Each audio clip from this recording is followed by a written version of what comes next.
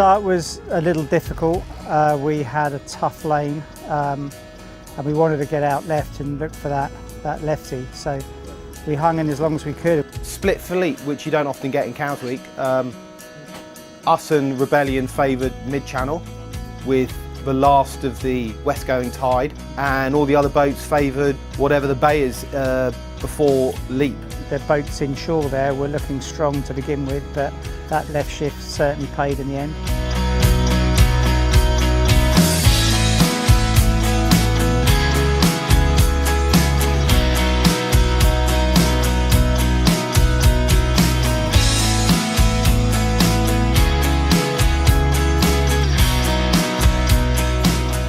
Us and Rebellion came out kind of quite good. Went round the weather mark, had a pretty good set, got off and ripping, so to speak. And then coming into Baxter, which I'll never forget the name of now, didn't know where it was before. Some confusion because there was an inflatable buoy tied onto the solid buoy, and when you're coming at something at 15 knots with 2 knots of tide under you, as well, it's pretty hard for the navigator to suddenly, you know, stop doing everything because everyone has 2 roles on these boats. So of course everyone's asking him if it's the right buoy because it looked deceiving, and it was the right buoy, and as we're going into it, you know, it's looking pretty shallow. We dropped the chute pretty cleanly and came into that, and then, as has been witnessed pretty and well documented, we ran out of water, hit the bricks, and then spent the rest of the time working out how to get off, getting the right attention from the ribs around us, and stopping the rest of the fleet following in like lemmings. Brought the boat back in, and we've come to the marvellous facility at White Shipyards where they lifted us quickly out of the water. Obviously we are privileged to have the resources here in East Cowes, and Jacko and the team are going straight onto it. We're out of the water within half an hour, recognised the damage. We've also got a couple of very good guys on board, Jason Carrington and of course Butty, and they're busy with it now, just getting to grips with the repair that's necessary, and I'm sure we'll be good. Jacko, Sunday's been ruined. He's come in, and then Ocean Coats have come to do the barb repair because luckily Shrek was doing his weekly shop in Sainsbury's Waitrose just around the corner, so he wasn't far away. The upside is the boat is going incredibly well. We still have very little time on the boat, particularly in the heavy air, but we're quick, and that feels good.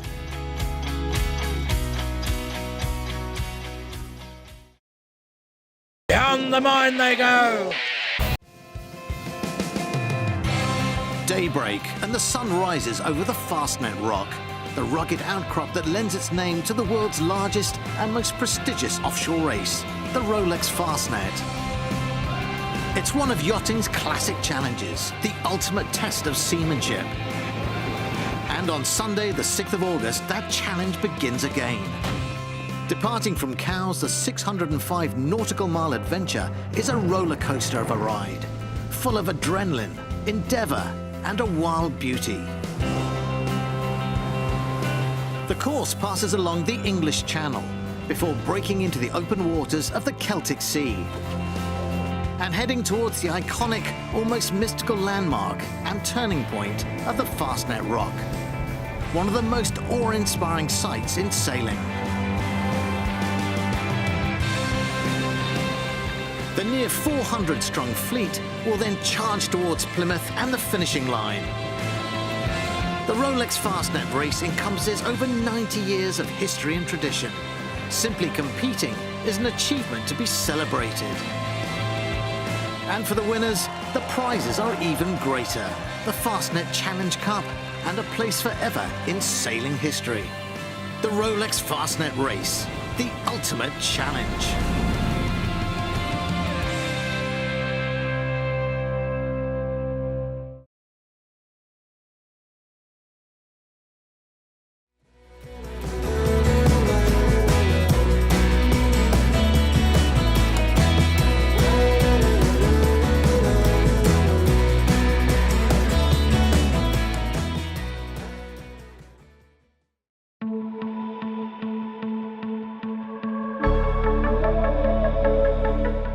and welcome to the second day of the 2017 Optimist European Championship in Burgas. The Optimist is the biggest youth racing class in the world, with participants in the 2017 edition reaching 262 sailors and 44 countries. I'm from Norway. France, Italy. Germany. from Croatia, Turkey, Bulgaria. From Slovakia. Lithuania. I'm from Finland. Optimist class is growing, and more boys and girls are making new friends and sharing the Optimist experience. It's really important for the class that we provide the Opti experience for all these kids. We want them to continue sailing in our sport, so we want them to make friends, have a new experience, and enjoy the sport. So really, the Opti experience for us is bringing them all together, staying in the same hotel, and making new friends.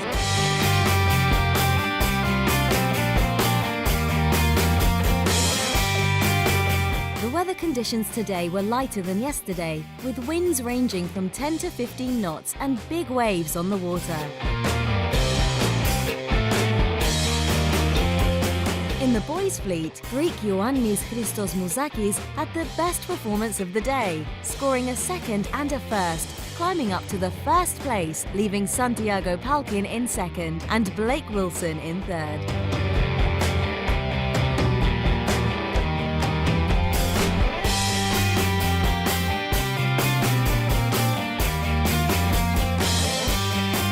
In the girls' fleet, Cosima Schwelter and Donna Mazzucchelli continued their good performance from yesterday's races, finishing top 3 in both races today. They are currently leading the girls' fleet.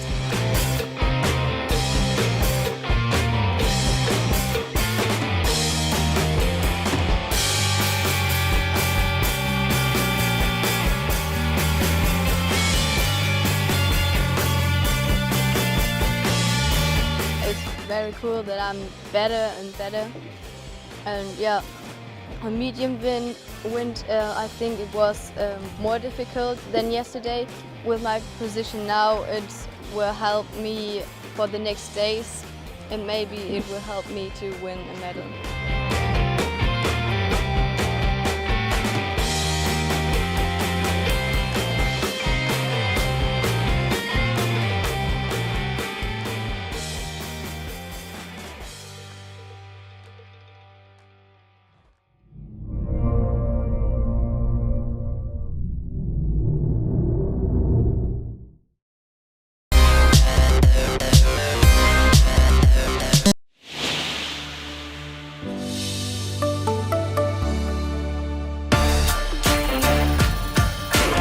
It's Thursday, and today I'm pretty sure it's going to be called Big Thursday because the breeze is up just as the forecast said. We've got an average wind speeds of 22 to 25 knots and gusts well into the 30s. Unfortunately, that's meant that pretty much all of the racing here at Lendy Cowes Week has been cancelled for the day. I say pretty much all because the Triple Crown series and the Class Zero boats are both going to be racing today, so they're going to have pretty saucy time by the looks of it. The problem here is that we've got tide running against that breeze, and as you can probably see behind me, some quite big breaking waves, and we're in the shelter of the land here. So unfortunately, there won't be any racing for the majority of classes, but we will be following the big boats.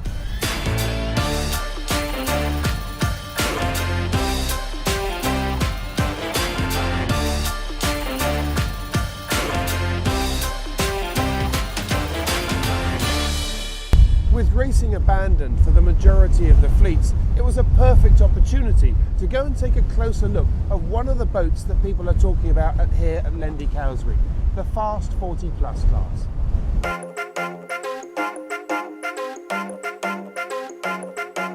My name's Anthony Haynes. I'm boat captain and part of the crew of Pace, which is this boat, which is a Fast 40 Plus. Obviously we sail the boat with 11 crew. And sort of going from the back, back here you'll have more the navigator roles and the tactician. Here you have various controls here. This is the pedestal, which obviously controls the winches, which are engaged through these buttons, which lead under deck to various drive shafts and gearboxes that link forward. So the buttons obviously engage and disengage the winches, and when you tack, you obviously tack or jibe, you change to the other side. Then you have a helmsman who will be sort of obviously more square to the tiller here. He'll be in this area and generally will spend most of his time sort of sitting, you know, sitting here with the foot bars to keep his back out to the guard wire. So he'll be sat sort of out here with the adjustable tiller extension steering the boat. In this area, this is sort of middle of the boat, so it's the main sort of hub where all the sort of sail handling work is coordinated from. This area here is what we call the pits. These are our halyards, controlled from back aft in the boat.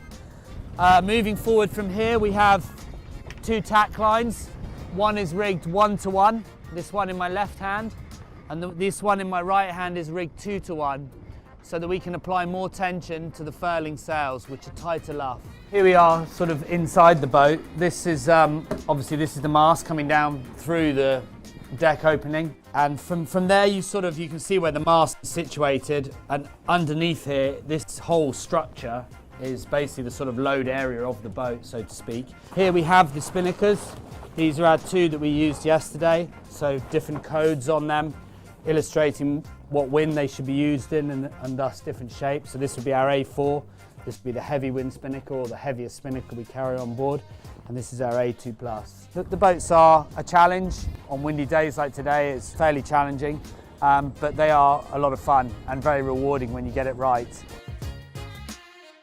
After a pretty lively morning out on the water, I caught up with the owner of Gladiator.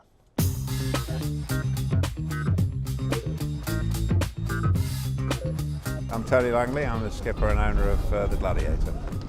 So pretty windy out there today, Tony. Tell us how it went. Yeah, it was pretty lively. You know, we saw 40 knots. Knots out there. And I saw you hoist a kite. It took a little while off the start line before you put it up, but you got it up nonetheless. Yeah, we did. We elected to hoist. It was we just decided to stabilise it.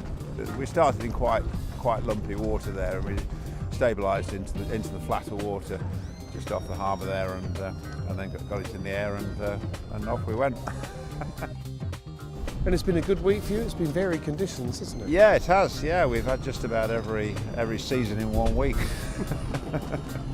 Is that how you prefer it? Yeah, I mean, I was racing last week in Palma, and it was mealy, filthy hot, and you know, barely getting to 8 or 9 knots. So this is a real pleasure.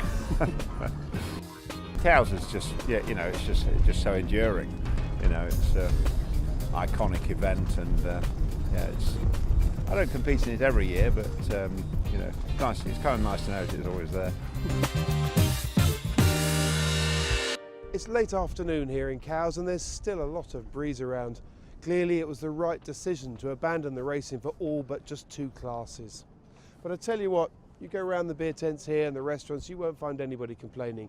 That was a little bit too saucy out there. Tomorrow is a different day. The breeze is due to moderate, and we're looking forward to a superb end of the week.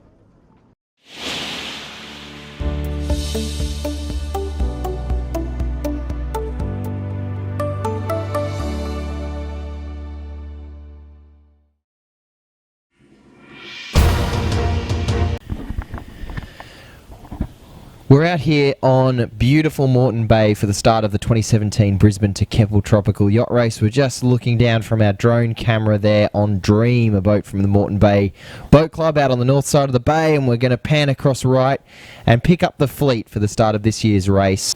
Just under 20 seconds now till the start. Here we've got Ragtime, Salacia turning down. Salatia's in quite a strong position here now as we look down on it.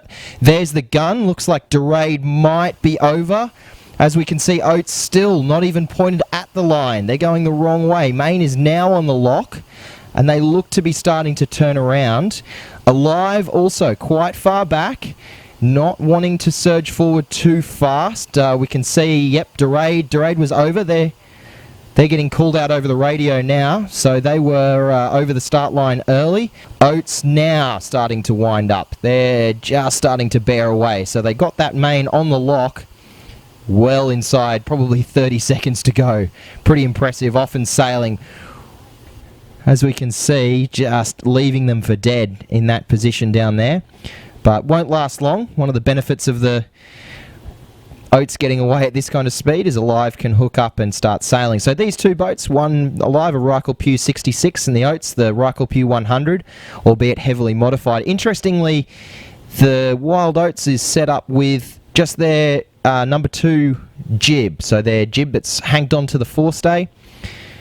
Basically an upwind sail configuration. They're broad reaching here in terms of their sailing angle, so the breeze, the true wind breeze, is definitely well back of a beam, but in these conditions, in this just flat water reaching stuff, the apparent wind angle will be well forward of a beam.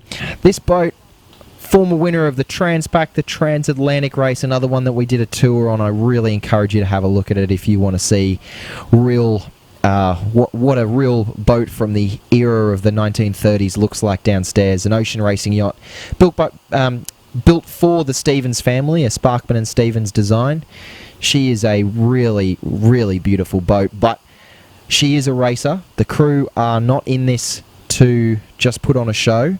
They are really in this one to win it, and the boat will be quite competitive if this becomes a race for the smaller yachts. She's got quite a competitive IRC rating, and they've had success in recent years. They won the Transpac 2 years ago overall, which, as many of you know, is no mean feat whatsoever by any boat, and particularly on one that lacks maybe some of the modern increments of the current generation of racers. You can see the crew spread out all over the boat, which is a really unusual thing to sailing nowadays, but the winches and all of the controls for the sails are spread out as they would have been on boats of this era. So there's winches across the cabin top, there's winches down the back to control various sheets, and with what I would imagine is her full set of canvas being carried right now, all the crew look like they're working pretty hard to keep that boat going, and it's really interesting watching this mizzen spinnaker just sit here full big sail. That is a seriously big sail for a little tiny mast off the back of the boat. Okay, we're going to take one last look at the Wild Oats as we finish up our video for today, and they are sending it. They are on their way now to Tangalooma, ready to hitch up the Spitfire channel, and they will make their way out of the bay before sunset. But this will be no easy race for the Wild Oats. There's a ridge coming down the coast which is going to stop them just like everyone else. So keep your eyes on the tracker, and we hope to see you at the finish line. Thank you for watching today, and enjoy watching the rest of the race online.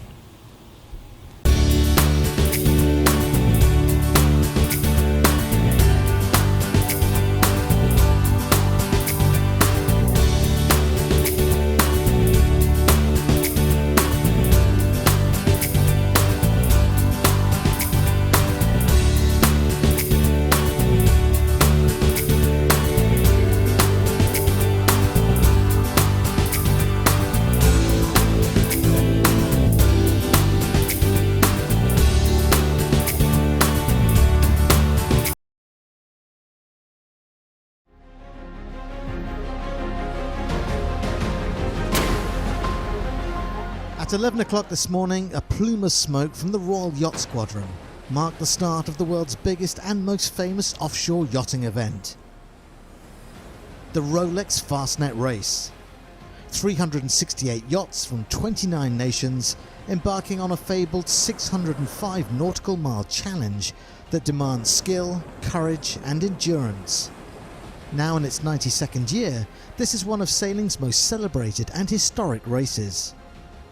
Crowds lined the sunlit shoreline to witness the colourful spectacle as a diverse fleet got underway across 7 starts. Impressive maxes like Nikata, CQS and Rambler 88 vying to be the first monohulls to cross the finish line in Plymouth. And sailing alongside them, yachts of all shapes and sizes, from as small as 30 feet to the classic entries. Double-handed to fully crewed, Corinthian and professional, all hoping to make sailing history by winning the Fastnet Challenge Trophy and Rolex timepiece, awarded to the overall winner of the race on IRC handicap. The fleet started their 605 nautical mile journey heading westward up the Solent to the famous Needles landmark. From here they will now continue along the south coast of England before crossing the Celtic Sea to around the Fastnet Rock ahead of the final leg back to Plymouth. The first finishers, led by the fastest multi-hulls, are forecast to arrive in Plymouth late on Tuesday morning. Join us again for more updates from the Rolex Fastnet race.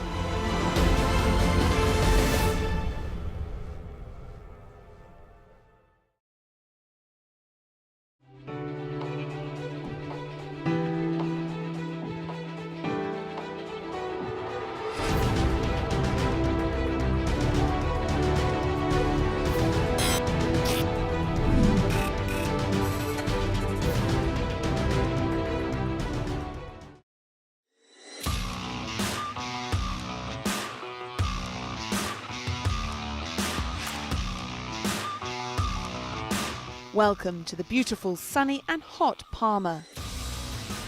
2017 is a year of newcomers to the GC32 Racing Tour.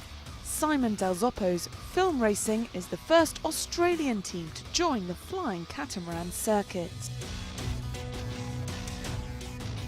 I think what characterises our team is their commitment, and all the guys know how to win. We just need to pull it together, and it'll take a few events to do that. So they're a good bunch of guys. We're a new team, and we hope for some improvements. Film Racing's arrival on the GC32 Racing Tour also marks the welcome return of the 2015 GC32 Racing Tour champion, Lee McMillan. There's a new team kind of put together, and I'm in a new position sailing on these boats now, which is, it's great fun to kind of do something different and learn something new. But yeah, it's fantastic to be here, part of the tour.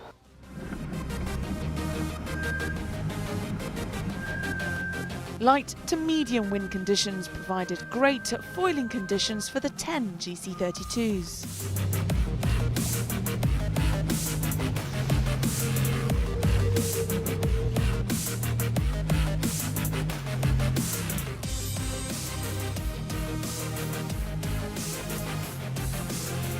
Argo started from where they left off yesterday by winning the first race of the day. I think we just picked we saw similar conditions to yesterday.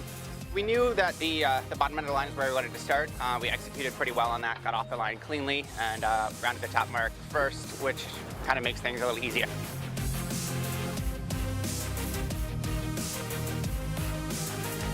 Remarkably today, there were 5 different winners in the 5 races. Palma Mallorca remained first, with only an 8-point gap to Argo in second. It was a great performance by Pierre Casaraghi and his Malizia team, who are third overall, just 4 points behind Argo. I think it was a good day for us today. We managed to take some good starts, so then just stayed in the pack and made some good results, so we're really happy. So who will raise the GC32 Copa del Rey trophy tomorrow? Stay tuned.